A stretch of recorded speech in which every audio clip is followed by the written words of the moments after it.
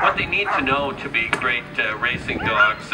And so what we do is we go on walks in the woods, and every time we go on a walk in the woods, we take an older dog, like this gray and white one. Husley is 16 now, and she's still bouncing around. So when we go on a walk, she just runs in front of us, and then pretty soon she gets to an area she's curious about. She darts off the trail, and the puppies chase after her through brush and trees, ravines, whatever she encounters.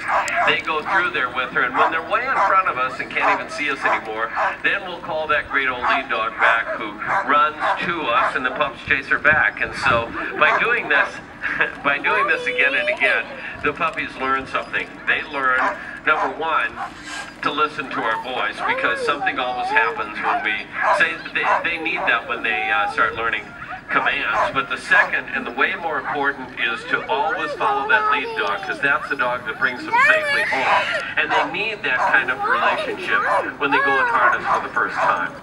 Well, they obviously are very bonded to the handlers out there with Ava and Kyla. And yeah, before too much longer, you're going to get to try them on the line. How old do you want them to be before you're comfortable with that?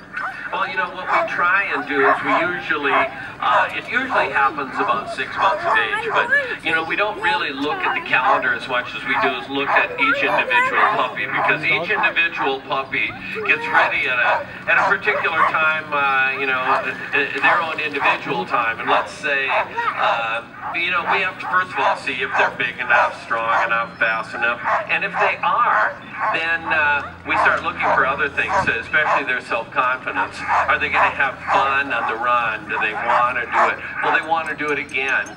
And if we can see all those things, then we look for the instinct to pull, and when all that comes together, it's a recipe for them to succeed, and so that's the day we hitch them up.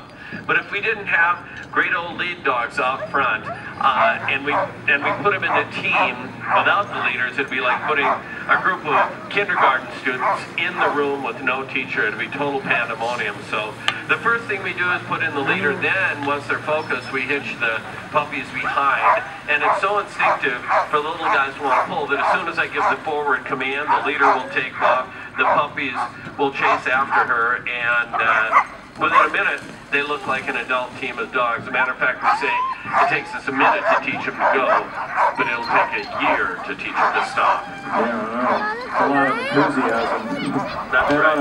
On a cool, crisp day like this, you gotta believe that they're ready to run. I noticed you got a team out here. You were talking about pandemonium, and what are they getting excited about? Well, you know what the deal is. Right now, we're going to actually, it's a cool enough day that we can take them out for a run on the four-wheel cart. Now, they always get exercise every day of the year, whether it's summer or winter. Now, in the wintertime, of course, it's easy with snow on the ground and the river's frozen. We can go 5 to 50 miles from this spot right here when we hitch up. On the hot days, we put them in the boats and let them run free on the sandbars. But today, we're actually going to get to run them in a four-wheel cart, just like we would if we were hitching them to a sled. Now, the lead dogs actually are the most important dogs because they find the trail, set the speed, listen for my commands. The dogs behind provide power. There's 10 today, and I run more depending on the distance I'm going or the weight I have on the sled. Now, sometimes I run up to 20 dogs at a time. Now, that will put my leaders up past the end of that building, 100 feet in front of me. So you can imagine how much I trust the leaders because it's only voice command, how much power I have.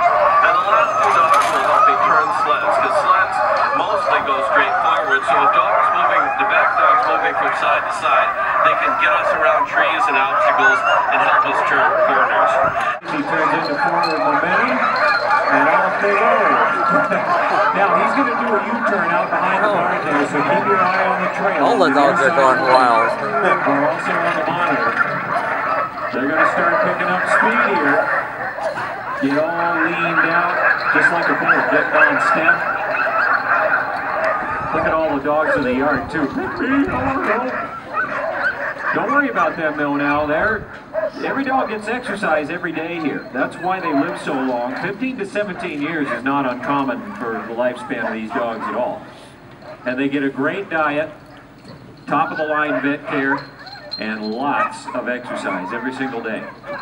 Now watch on the monitor or on the far side of the lake, because the team's going to pop out of the woods there any second, going full speed, and hopefully we'll get a radio call. Here we come out of the woods and onto the straightaway, and these straightaways give me a great opportunity to look at each dog and assess them athletically. The leaders set the pace, but every dog behind them tries to match them stride for stride. Now this is a very well matched team. Every dog is pulling equally, and we need that kind of teamwork when we're out on the Iditarod, because there's times we may need to go more than 100 miles every single day, and that takes every dog doing their job. This looks like a great team for doing this. Into the home stretch, and this is the time to evaluate each dog and see how they've been trained, because what you want is the dogs to come home faster than they went out. Now that takes training, because dogs like to use all their energy right away, but we need them to keep a little gas in the tank, a bit of energy that they can use at the end of a run to pass teams in front of us,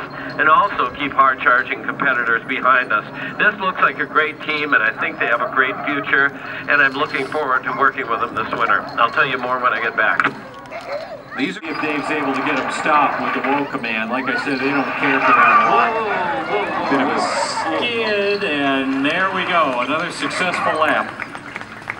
Well, thank you very much. These guys did a wonderful job, and after every run, you want them to know that. So you're going up and down the line, pet each dog, and then, of course, it's time for play. Sure. You got one up there that's clearly relieved the run is over. And then right down into the pool. Seems chilly to us, but to them it's still pretty warm.